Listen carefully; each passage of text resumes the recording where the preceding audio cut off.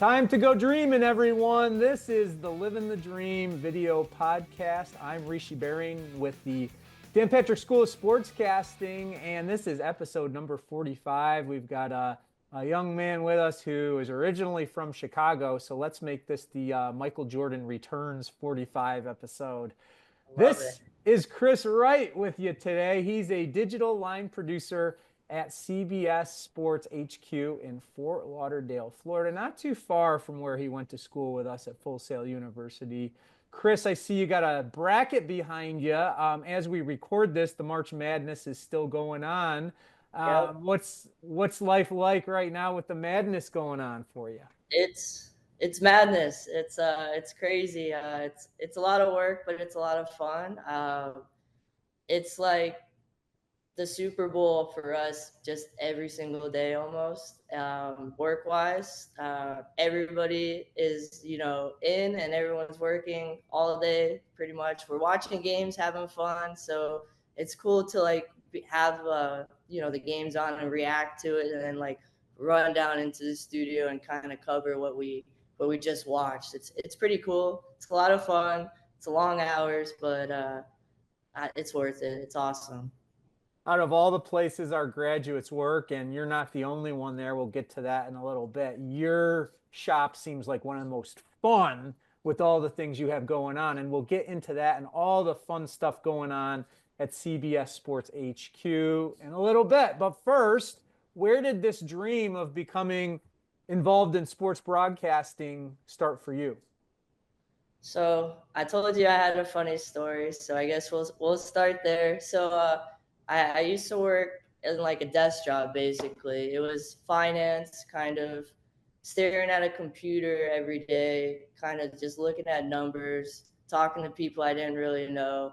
I wasn't really loving it, and it's kind of a weird story, but I had an office with a window, and the window looked out at the parking lot, and one day a bird flew into the window, and I walked down and I saw this bird, and I was like, oh, I'm going to be just like this bird. I'm going to die here one day and just be unhappy.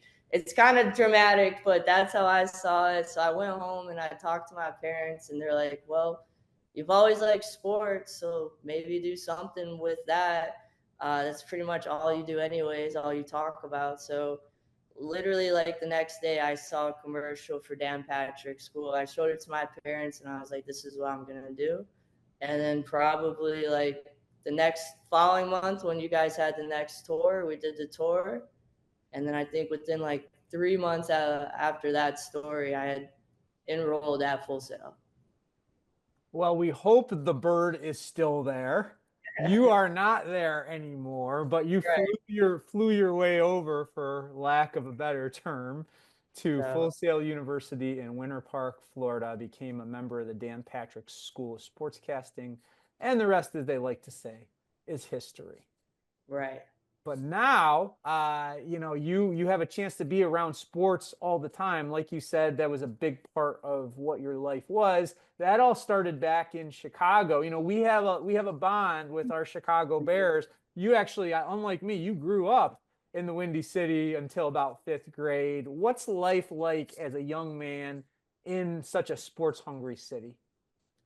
It's awesome. It's so much different, and I don't know if it's like this other places, but we talk about even Derrick Rose, for instance, and what he means, and I'll watch Derrick Rose highlight videos sometime in my room, and I'll be just crying, talking to my buddies about it. It means a lot to the city. When the Cubs won, I could tell you exactly where I was. I was right with my dad, and that was emotional too. It's just different. It means a lot more, I think, to people who actually are in the city every day. And it was cool growing up there. I miss it, but like I told you, I love Florida, so I'm happy to be down here too. So Being a sports fan in Chicago has its ups and downs. You mentioned the highs of Derek Lowe's. The Bulls haven't had a lot of highs since then. The Bears have had a couple of pretty good teams and many that were not so good. I know I've seen you wearing the Cubs gear too. You had the ultimate, and maybe not ending up where we thought they would the next few years after that. How do you handle those swings of the ups and downs of Chicago sports fandom? It's tough. I get a lot of heat from a lot of my friends. I lived with Austin and Joey. We'll probably get into that. Joey, I still live with. He's a Packers fan, so that's not easy. Honestly, they've been killing us for the last few years. So, and then the Dolphins have been decent in the Heat, so Austin's got that on me. Same with the Milwaukee Bucks, but it's it's still good. It's still sports. Even with the ups and downs, it's still better than, I don't know, not having anything to watch. But I'm hoping the Bears are turning the page. We might be getting a little bit better. It seems like we're making some moves, so at least maybe one of my teams will be good. And for the Cubs, I said if they never won another game again, I'd still be happy. So we got the one championship, so I'm good on baseball. You just tell Joey who won that last Bears Packers game, right? Exactly. He's like, you guys needed that more than us. That's what he tells me. So I'm like, whatever. A win's a Yeah, win. okay, Joey. We were not going anywhere, and they lost playoff seeding, which eventually Exactly. turned into a loss of a playoff game. So okay, Joey. Okay, Exactly. Joey. Whatever No, else. but you've had some pretty iconic people come through Chicago, which I again you didn't live your whole life there, but you lived there when you were first becoming a sports fan. Who were your sports heroes growing up? Well, number one is Michael Jordan. My dog's name is Jordan. I don't know if you knew that. I did not. Uh, I might have to send you a picture. She's the best. She's the GOAT as well, just like Michael Jordan, no doubt. No contest. She's the best. So Michael Jordan is just, he's number one for me. I was a big Derrick Rose fan growing up. Before that, I loved like Steve Nash, even not Chicago, but outside.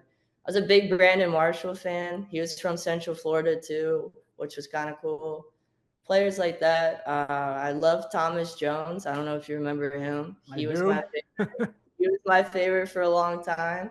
I was pretty sad when they sent him away. Yeah, Musha Muhammad back in the day. I was a big fan. So, players like that. It's kind of hard having favorites on bad teams. Khalil Mack, I have his jersey actually hanging on the wall over there.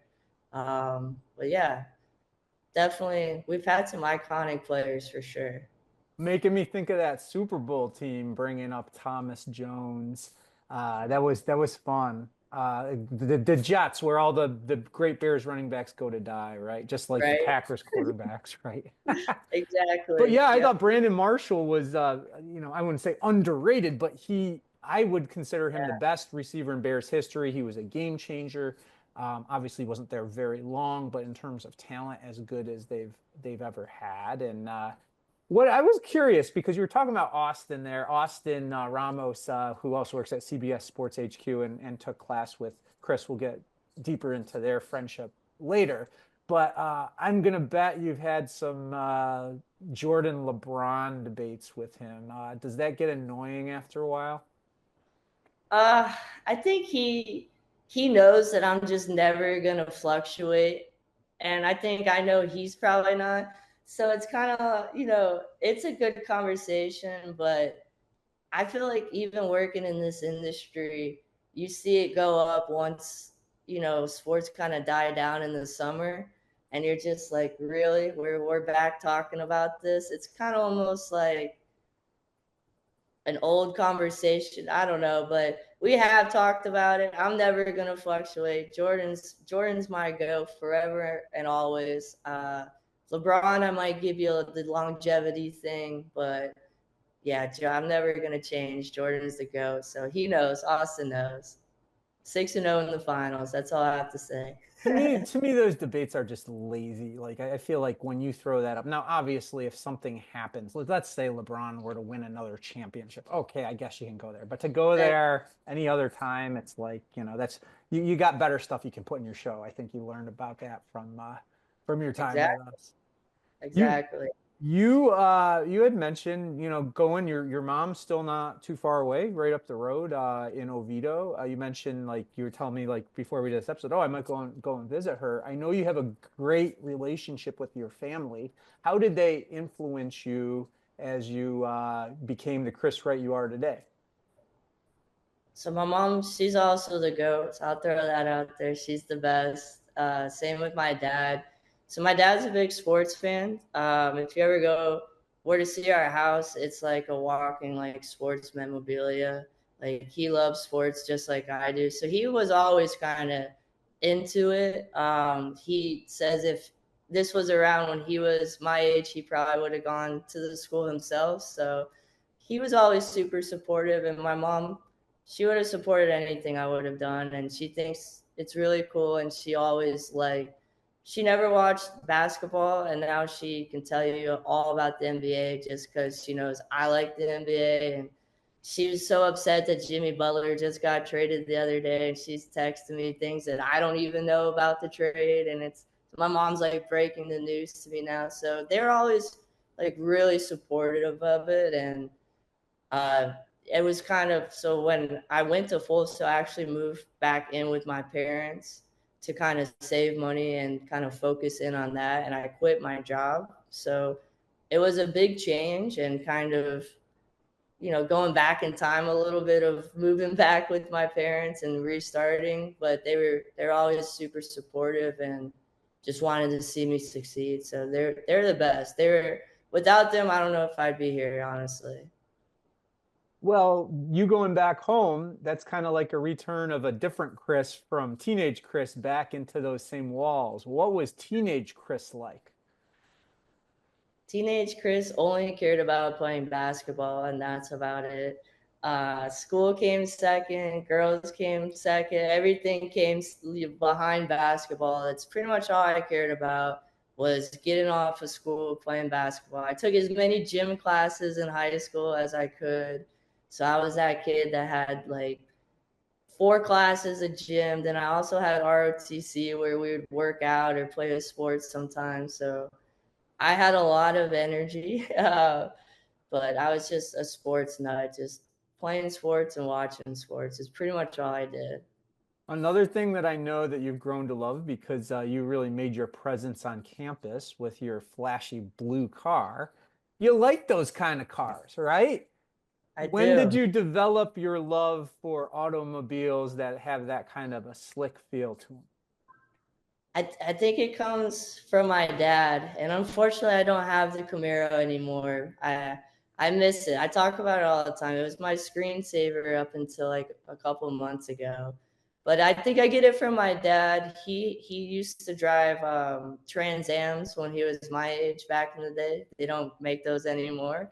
A lot of the students might not even know what that car is, but and then when I was even a baby, he had Corvettes, which I think I kind of just always, it kind of rubbed off on me. And my dad actually bought a car. He bought like a pickup truck, the same blue color as my Camaro. So we were kind of matching buddies, and so it was cool. It's not always practical when I'm driving back to Orlando all the time to have a car like that. So I've switched to like a nice Kia and a sedan, but one day I'll probably go back to it. But I love cars. I love just watching. Well, I go to car shows all the time, just watching the crank them up, or driving them around, or just staring at them. Cars are definitely a good passion of mine for sure. Tell you what, my first car ever was a Trans Am. So your Really, dad would be happy to hear that. And it was kind of the same metallic blue color that you had with the that's awesome. Camaro. So when I saw yours, it reminded me a little bit of it. I loved how we shot stand-ups with the car. That was a big part of our field day up at the Boom Boss Sports Complex. I forgot about that until right now. That's funny. Yeah, I remember that. That's awesome. Yeah, you remember, I think it was Austin that did one about Tua, and he did one where he talked about like fueling up and putting your foot on. I don't Yeah, remember exactly what he said, but it was fun. It was a lot of fun. Well, yeah. you and your maybe at the time not so fancy car started your college career. at Seminole, right? Seminole State College of Florida, but you took kind of like a hybrid program with UCF. Share more about that with us. So they do kind of like a program where if you go through Seminole State, you get your associates through there, and then you're kind of guaranteed to get into UCF. I think there's a couple like state colleges that are probably similar. I didn't really know what I was doing. My parents told me I kind of had to go to college, so that's kind of what I did. I was a little immature when I first started, for sure. Um, Switched my major a few times. I was doing like sports medicine for a little bit. Then I just went straight to just business just to kind of be generic. But I didn't really have like a straight drawing of where I wanted to go or calling or anything like that. I kind of was just going through the motions to everyone else was doing it, get the parents off the back. You know, it's what I'm supposed to do kind of thing. But yeah, I was there for like 4 years before I started working for Dell and the Light Solutions. But I didn't really know what I wanted to do, unlike Full Sail, where it's like right away, you know? Well, take us into that business world because, that bird had that message for you that this is not what you wanted to do. And sometimes knowing what you don't want to do helps you figure out what you do want to do. What was daily life like for you on the business side of things? I just felt like you were just kind of like a number in, a big company. The big boss up top might not even know who your name is. Your breaks are all scheduled. I can only use the restroom maybe 3 times a day because I only get 3 breaks or something. I didn't really love that life. I wasn't really getting fulfilled. It just kind of felt empty. And I didn't want to do it for 40, 50, 60 years, whatever the case may be. Um, so it was basically just every day on the computers, just kind of doing business transactions, managing accounts and stuff like that. And I didn't love it. I wasn't passionate about it. And so eventually I knew even before the bird, I knew something had to change and I needed something that I was actually passionate about and I wanted to wake up and actually go do every day instead of, another day. That's Chris Wright of CBS Sports HQ joining us here on the Livin the Dream podcast. Chris, you didn't love your time working in business, but what could you take from that world that now helps you where you are at CBS? Sure. I think it helps just having a job that was kind of corporate and structured. That way, if you ever do go that route, maybe and you've never had it, it kind of helps you expect certain things, and it helps you be able to know what to expect. I think it also helps maybe with like sending emails, communicating with people every day, kind of having like office type relationships. I think that helps in any setting. And maybe, meeting deadlines and having like a consequence if you don't get something done by this time. Maybe you'll get in trouble or a write up or something. That also probably helps because we have deadlines every day, all day, as you know. So I think a lot of that helped. I'm glad you brought up the communication part of it because that's a skill I think a lot of our students need to work on as they go through the program. Someone will send you an email, you don't answer it. Someone will call you, you don't return it. That's a big part of our society right now, and frankly, it's not a good part of our society. And you've always been really good at communicating with me, and I've always appreciated that. That professionalism to me goes a long way. You came to Full Sail. You mentioned expectations a moment ago. What were your expectations of what you were getting yourself into? So I kind of came into Full Sail with the wrong attitude, in my opinion. Maybe partially wrong, I should say. I wanted to do my best. I wanted to work really hard. But I saw everybody as competition, I think, and I think that was wrong. I wanted to come in, and I wasn't there to make any friends. This was all business. It's me versus everybody. You guys are all going to be my competition. I need to get the job before you guys get the job. And as you know, I flipped, honestly, did a 180. I became friends with so many like other people, from Full Sail, from students to, professors like you, Rishi, who I still talk to all the time.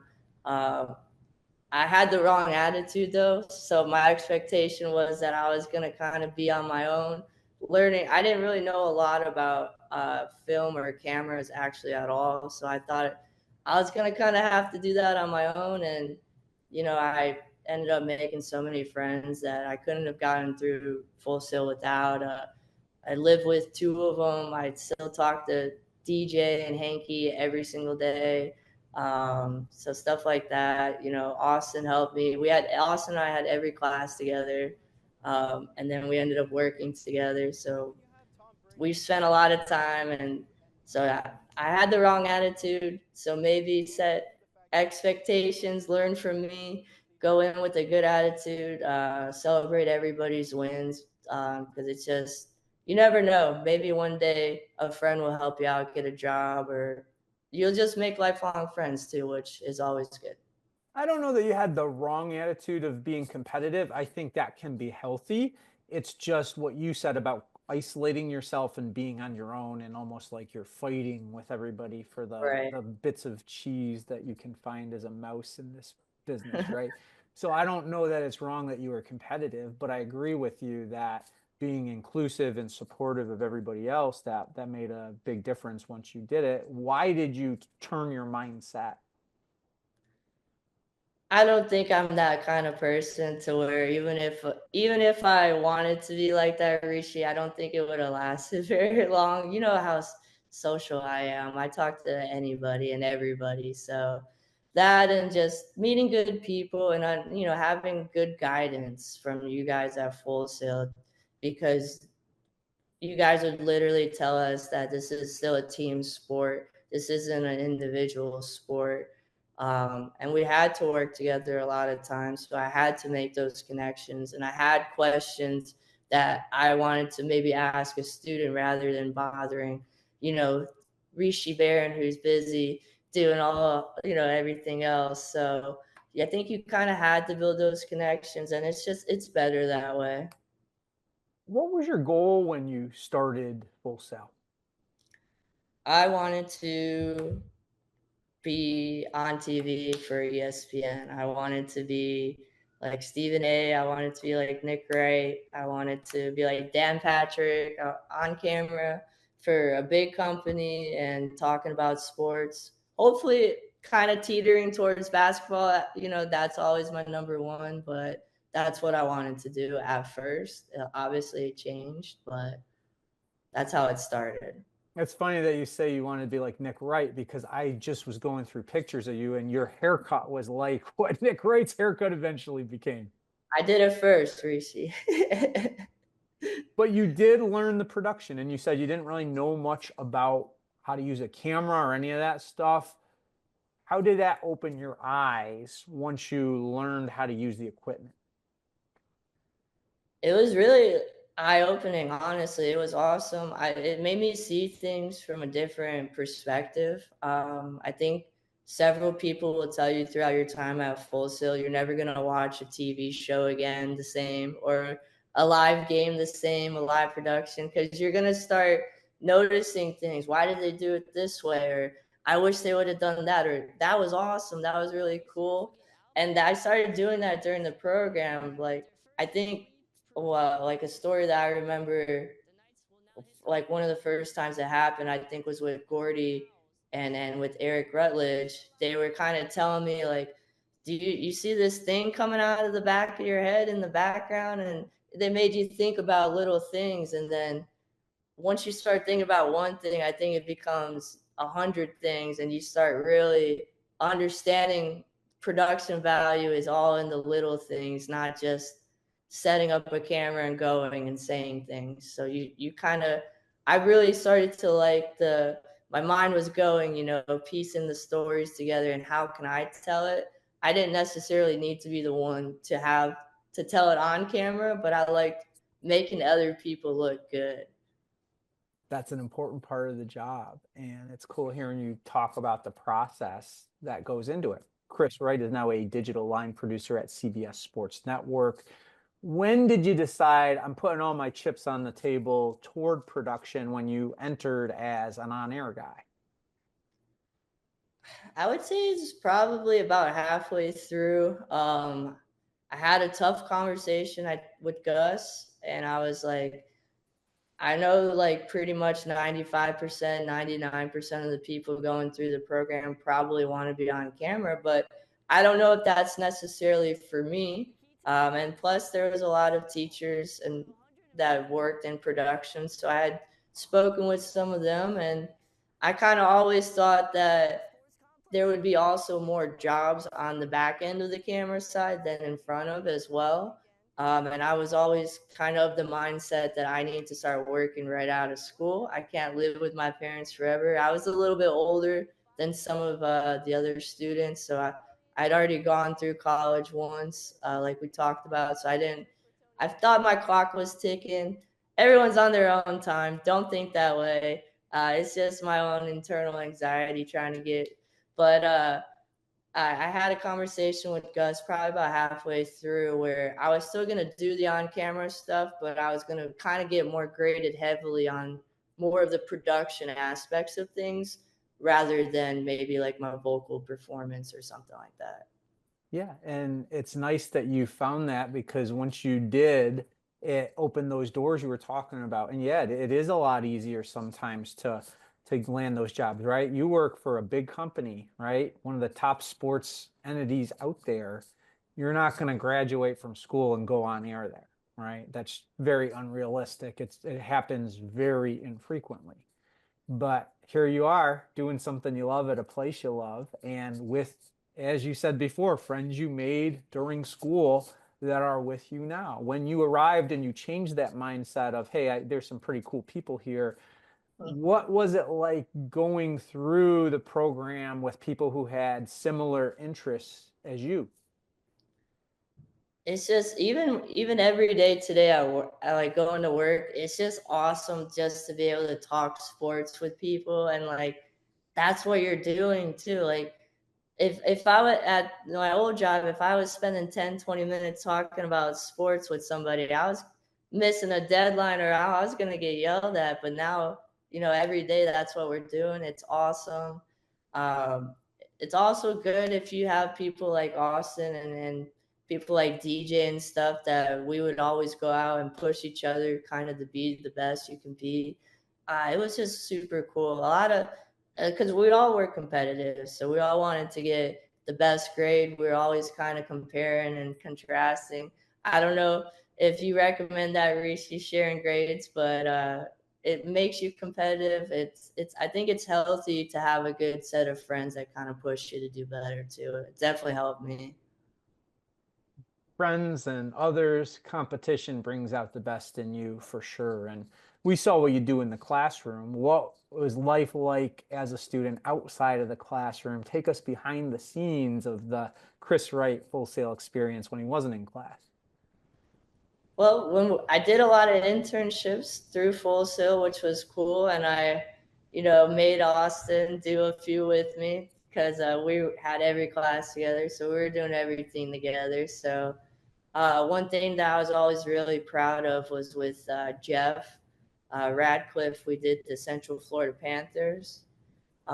We would broadcast their games live, and we would be able to go out to practices and shoot B-roll and cut some cool videos and stuff. And I believe we might have been the first student ran live broadcast in Full Sail history.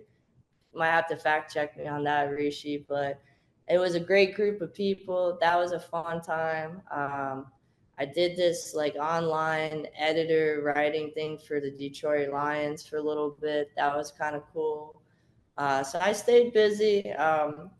And then, outside of class, we have a lot of class work. So we were always trying to go out and find some cool places to do some live shots or practice. And I was telling Gus, I was talking to him a couple of weeks ago about staying up till like 4 a.m. trying to get the final pieces together on a project, and then rolling in at like 8 o'clock with like 2 hours of sleep. And then it was always fun. We'd always go out for we'd go to the habaneros down the road and get tacos afterwards. So after a studio day. So I was telling him I kind of miss those days a little bit. Yeah, the camaraderie is great. And while we highly do not recommend the 2 hours of sleep part of it, I do remember in the industry when I was working and we had some shows that we had to edit late. We were there till 3 a.m. doing stuff.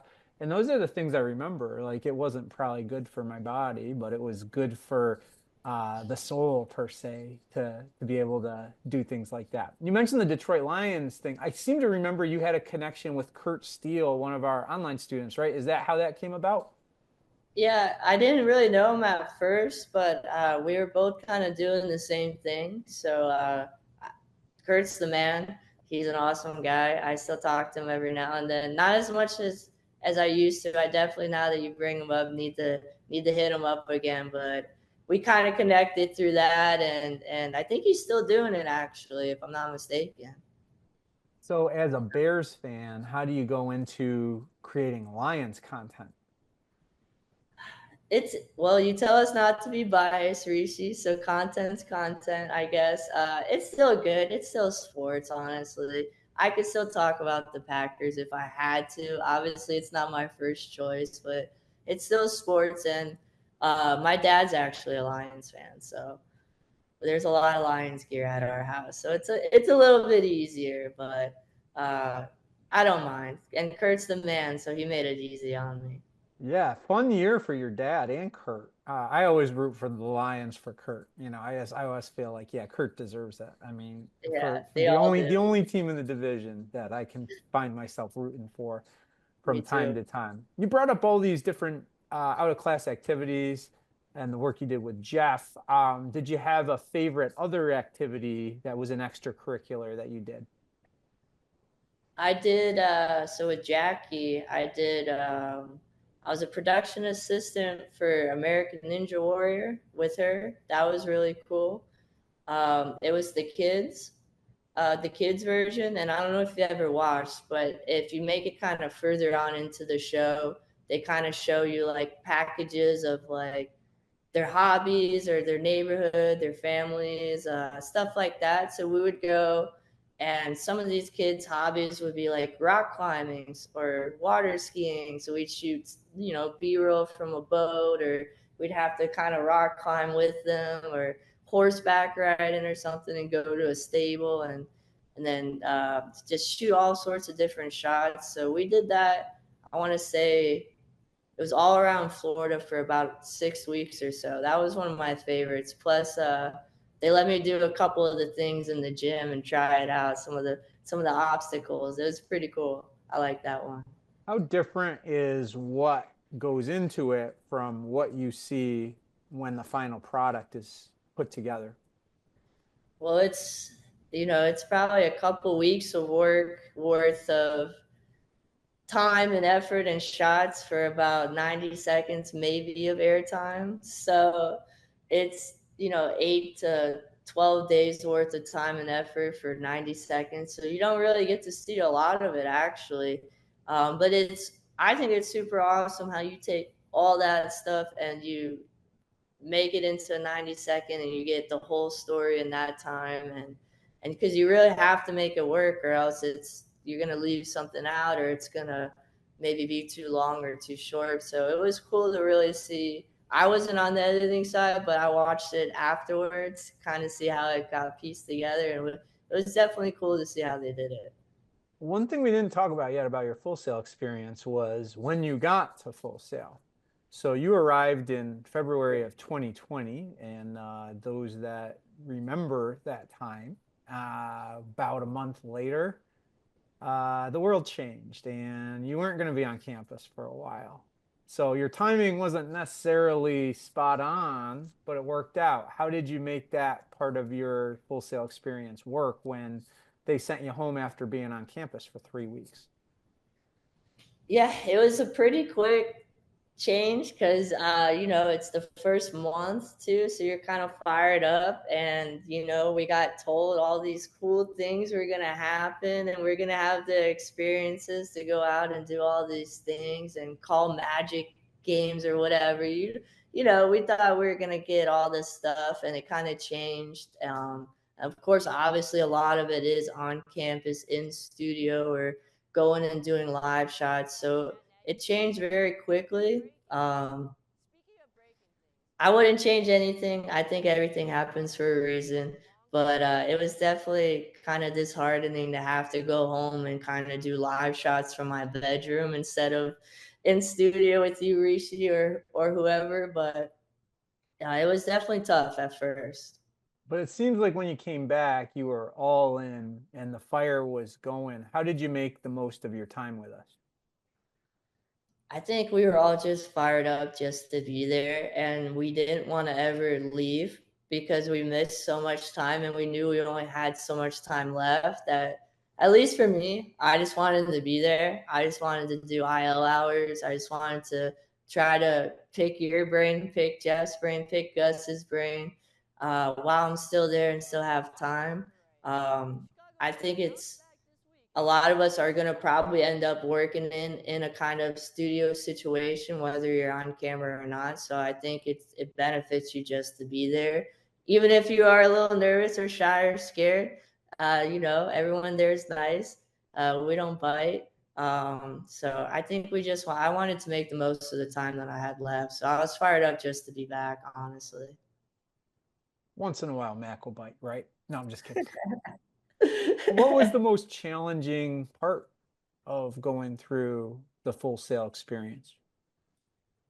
I would say probably the COVID aspect of it probably was the most challenging, just because it's a lot different than probably people going through school now. And I was going out and shooting, like my dad playing golf, because there was no sports going on, and we were editing games that were like 8 months ago or something like that from the NBA season, because the NBA hadn't even started yet or something like that. And it was that part of it was probably the toughest. Just and I think you get down on yourself. Just the whole COVID aspect, everyone's staying home, and it was a grind. But like I mentioned, without the friends and some of the professors and stuff like that, I wouldn't have gone through it. But yeah, that was definitely the toughest part.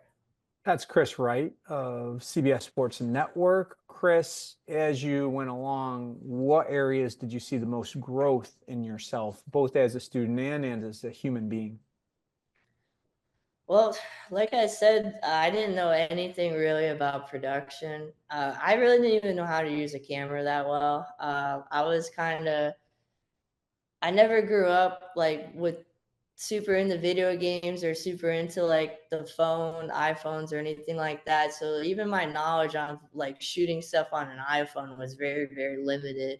All I wanted to do was play sports. So that was pretty much all I cared about. So I had to learn a lot of stuff. I didn't even have a laptop. This laptop that I'm talking to you on now is still my laptop from Full Sail. It's my first laptop ever. I had to even learn how to use that. I never had a Mac, so it was challenging at first. But I think it was good. It's necessary, and I ended up really, really, enjoying it and liking it. And then from a different standpoint, I think it gave me a lot of confidence. I think you have to have a lot of confidence to talk on camera. I think confidence is key. I think it's very important. I think if you don't believe in yourself, then who will? So I think that helps a lot in any setting, especially at work. And then, because even so, if I have an idea now, perhaps I'm more confident that I know what I'm doing and that I went through a good program at Full Sail, that I've been doing this for a couple of years. So my confidence grew, my networking grew, um, stuff like that definitely changed and definitely helped for sure. Well, someone who believed in you and who you believed in was Austin. And you guys went through the journey the full way together. What did it mean to you to graduate with him? It's awesome. I mean, I love Austin. Austin is one of my best friends. I see Austin 6, 7 times a week. Honestly, I call his mom. I've vacationed with him. I've gone to Chicago actually with Austin to see the Dolphins play the Bears. So it's honestly it was such a blessing to have somebody like that. And it's funny because he jokes because he's like, I reached out to you first. Who knows? Maybe we wouldn't have been friends if I never would have reached out. And I was like, we still would have ended up being friends some way, somehow. We had every class together. He's one of my best friends. It was awesome. Our families went out after that graduation, and so our families all were together, and so that was really cool. And yeah, like I call his mom. It's the best. It's like, and then they live down here, so it's like having a second family down here. So it's honestly such a blessing to have met him and to still be able to be friends with him and go to work with him every day is awesome. Yeah, it's like you've expanded your family. And I'd have to Right. think that that Bears Dolphins game was the one Justin Fields had the big game and Equanimous St. Brown dropped the pass at the end. Am I correct? Yeah, that was like the Justin Field legendary game. It's high Yeah. scoring too. I think it was That's like a great 30, game. 37 or something. It was awesome. Yeah. That People want era was fun. As many games as they lost, they were fun to watch every week. That's for It sure. was awesome. Yeah. So that was a good game. He got the W, but being there was just that was my first Bears game at Soldier Field actually Wow. too. Oh, that was Yeah. a good one. It was a good Yeah, it was one. awesome. Especially to go with a good friend too. That's the Right. best part of it. Well, you graduated and then you learned it doesn't, there's not just a magic fairy that gives you a job. I know it wasn't too long before you got the job, but what was that limbo period like for you? It was a little scary. It was a little bit scary. I just always tried to stay busy. So I'm sure you guys probably share, there's several sites where you can do like utility work and stuff. I was just doing a bunch of that. Was doing like every Jacksonville Jaguars home game. I was going up and working. I worked for Skycam with Austin and Joey. We both, all three of us, did several games, and Alberto, who we graduated with too. He used to do a couple of games with us. So I was just trying to find anything just to get started, stay busy, so it didn't look like maybe there was like a 6 month gap of graduating and then no job. So plus like I mentioned, I had to make money. I had to pay some bills. So I was just trying to find anything in the industry to do, honestly. So I used a lot of those websites and kind of through connections was just trying to, honestly try to find something. I saw on your LinkedIn it said 7 months as a production assistant for NBC Universal, which would have covered that period. What was that work for you? That was the NBC Universal was part of the American Ninja Warrior thing. So Oh, okay. that was Gotcha. that job basically, and then I had worked a couple of football games. I wanted it's That's going back like about 4 years ago now, but I think I had worked a couple football games for them as well. So Very a cool. couple odd and then little jobs. So Well, eventually you graduated from part-time to full-time, and now you're doing it for a living. What's it like living the dream? it's great, honestly. I mean, every day is I get to talk about sports. Like I've said, it's awesome. I sit next to a Chicago Bears player. I think I've told you. Like who can say that? Like it's great. Um, People at our office are fantastic. It's like a second family, basically. We all go out to eat. We play golf. We hang out. We barbecue. A lot of us are very very close, so it's great. Some days ups and downs. I hate it. I never want to go back. But most days, it's you're leaving, and it's like this is the greatest place ever. This is the best job. So it's truly living the dream. So it's awesome. Well, now that you brought it up, let's not bury the lead. The guy you talked about is Kyle Long, former Bears guard, son of the legendary Howie Long, who's still working in the industry, and brother of Chris Long, who had a great career and does his own broadcast stuff now. Tell me more about your relationship with Kyle. So Kyle is he's the best way to describe him is he's just a bro. He's just an awesome dude. He's like a big teddy bear. He's like a bull in a china shop that doesn't know how big he is too. Like he's so funny. He's a great guy. When I found out he was sitting next to me, I was like ecstatic. I was like told my manager, I was like, you don't even have to pay me the next month. Like this Oh, you is probably enough. shouldn't tell him that.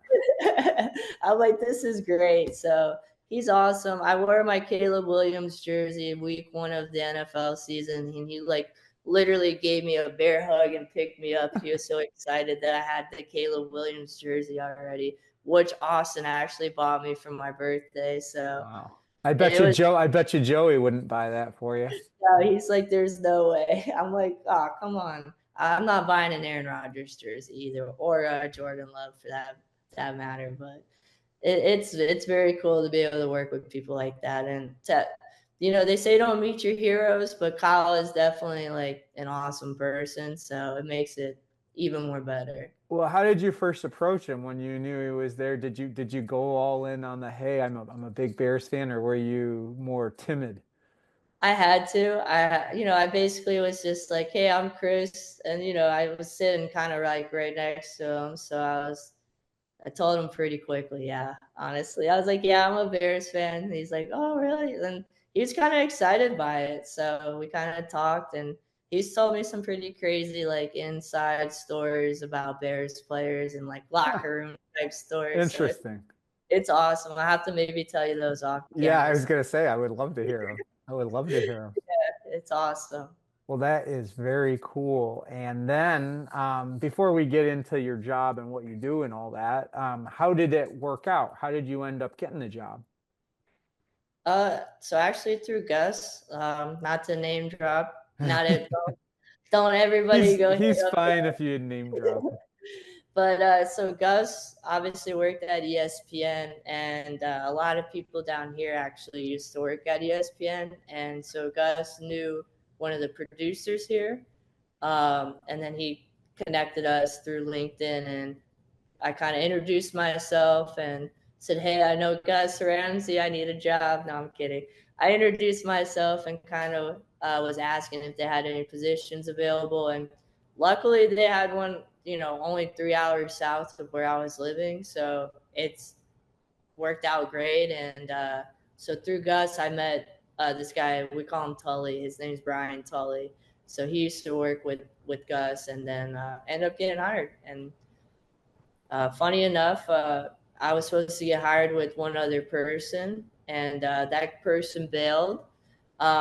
And my hiring manager asked if I knew anybody that had graduated around the same time as me, and I just so happened to have a best friend that graduated at the same time, living in South Florida. So he got hired not too long after. So it That's worked out. perfect. That's so awesome. What was the interview like? Like, what was the process before you got hired?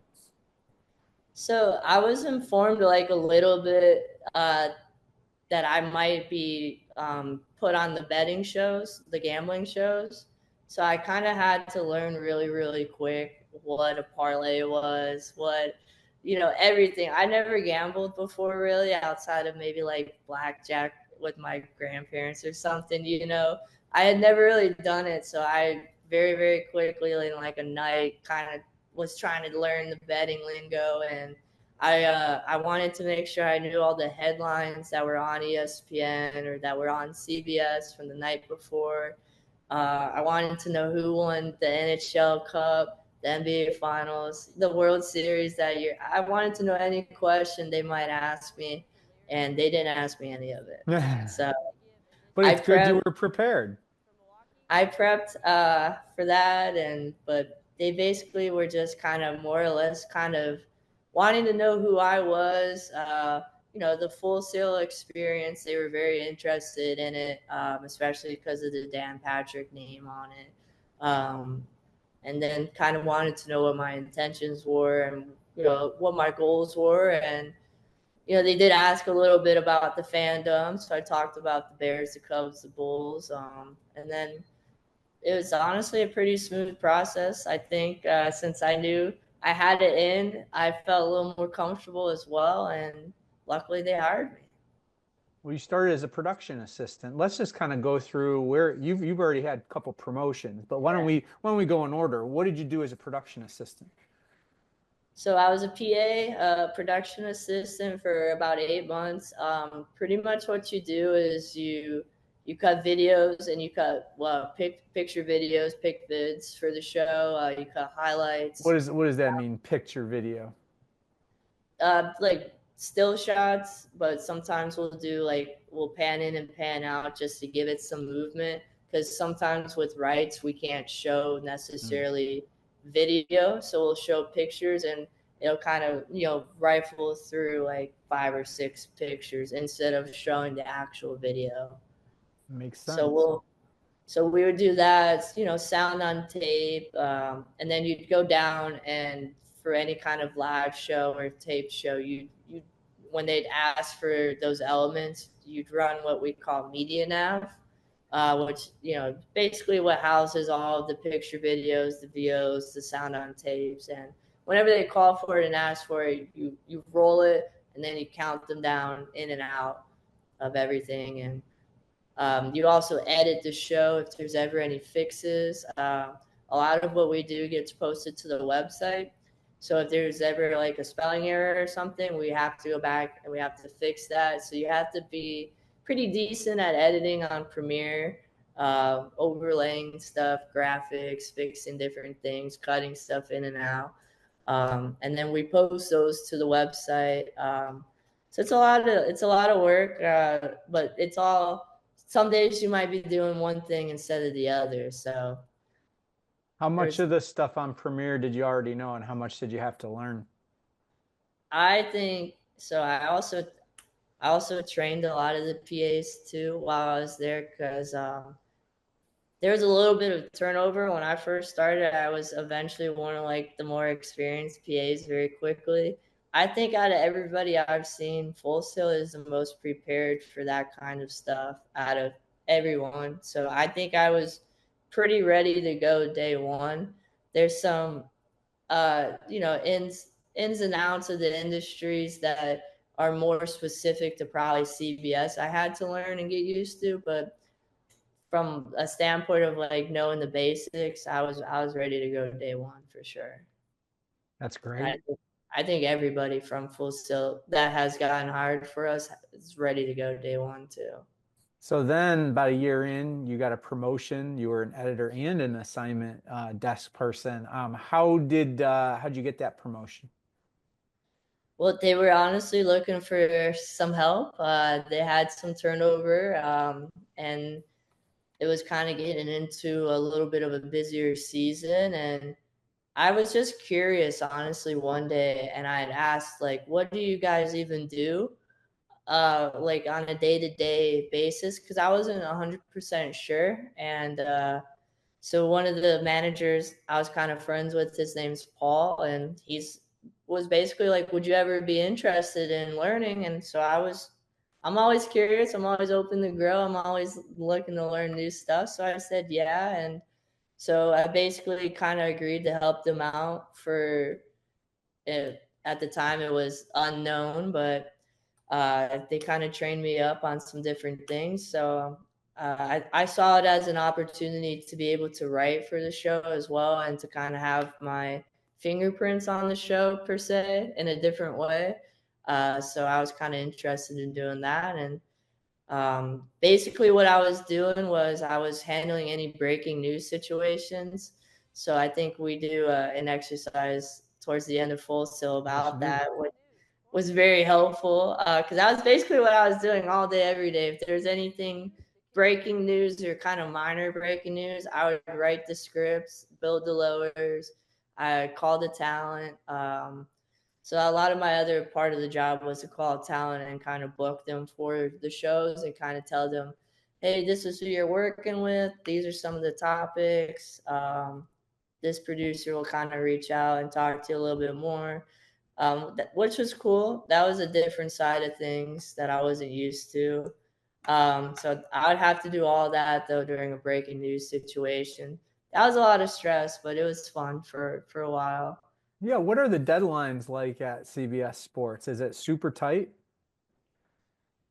If like LeBron James retired right now, they'd probably want us up within 3 to 5 minutes max. So it can be pretty tight. Yes, it's a little stressful.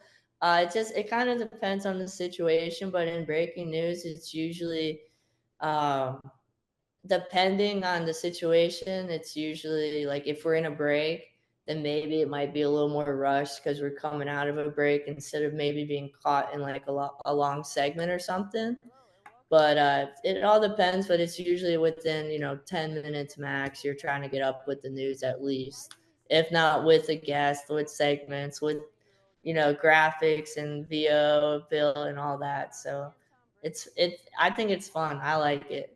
And you're a line producer now. So you were about a year in that position, and now for about the last year and a half, you've been a line producer. What did a line producer do at CBS Sports HQ? So we like to call it the wheel, basically. So the wheel obviously has to keep rolling, and it has to have content in the wheel, or else we go to black.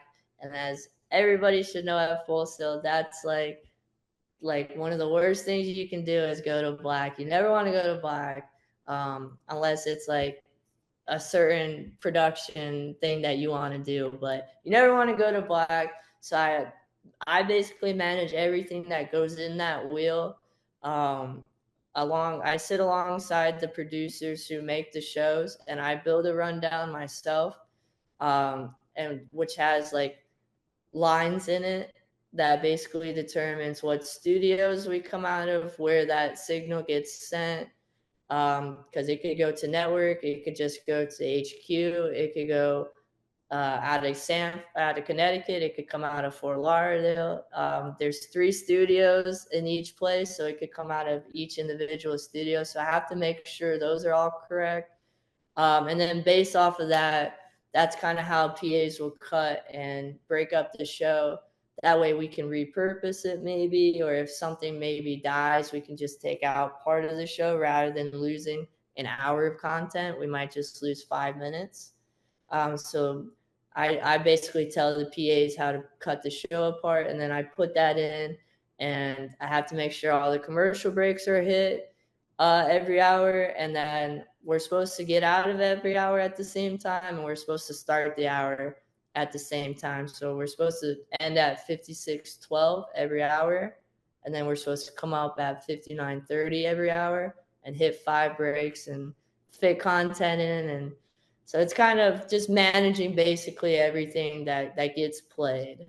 Sounds like a lot of responsibility, and sounds like you're glad that I counted you down in your ear to exactly the 3 minutes on your live shot assignments, right? Exactly. The deadlines, you're gonna have them every day, basically all day, and the pressure. I like it though. I think it's fun. Yeah, and you talked about the responsibility of not just for your one spot in Fort Lauderdale, but the CBS as a whole, right? CBS Sports. You mentioned the office is up in Connecticut, where we have several grads working there as well. And for you, you have the luxury of not only having Austin, who started around your time, but Joey Gross too. What's it like having two of your best friends being colleagues at work too? It's awesome.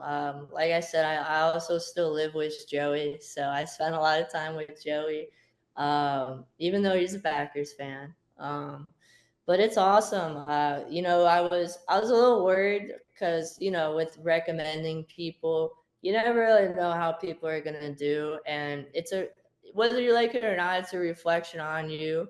And so I was a little bit worried at first, but there's no two better PAs in the office than Austin and Joey. They kill it each and every day. Super proud of both of them. Taking it super serious, and not they're like who gets relied on the most, especially Austin. Austin's like the go-to man, so he gets killed every day with the majority of the vote. So I'm super proud of both of them. It's honestly it's awesome. It's so great. So I'm it's a blessing to be able to work with two people that I'll probably be friends with the rest of my life. So And you gone back to your on-air roots with them too. You guys do a little show, right? we still do. Yeah, we have our podcast. It started at Full Sail. What's it Back then it called? was it's on Austin's page. We're called the NFL Game Pickers. We basically just like it says pick games every week and kind of talk about the NFL when it's on and for about an hour or so, kind of just have fun. It started with DJ Gamble as well. He doesn't live down here yet. We're trying to get him here one day, maybe, but. So we might have to bring him back if he moves down, but we still do it. I think it's been about 4 or 5 years now. Well, that's cool that you've built such a little network of people who you've already known you can rely on from your time with them at school. And that's what we love to see for sure. Things are going great for you, but that brings us to the final big question. What are your future dreams within this business? That's tough. I think I've always had the goal of trying to win like an Emmy or something like that would be really cool. I just want to do well and hopefully be successful, be able to live happily and stuff like that. I don't know what my end goal is, but I definitely want to start maybe working on some bigger projects here soon. Um, don't know what that's gonna hold, but I don't know. I kind of want to get back into live events. We were talking about it a little bit before, and I kind of miss doing live events, being in the action rather than kind of covering it after I watch the action, sort of deal. But we'll see what happens. You never know. Well, that's the good news for you is you've established yourself now, right? You've got two promotions already. You're someone they can count on to do big things. So that gives you a little bit more leeway and flexibility. And when you're working for a network as big as CBS, so many different entities of things that they do. So you're a young guy. You might say, oh, my clock was ticking. I got into it late. Well, trust me, you're a lot younger than most of the people that are in your shoes right now. So that's great.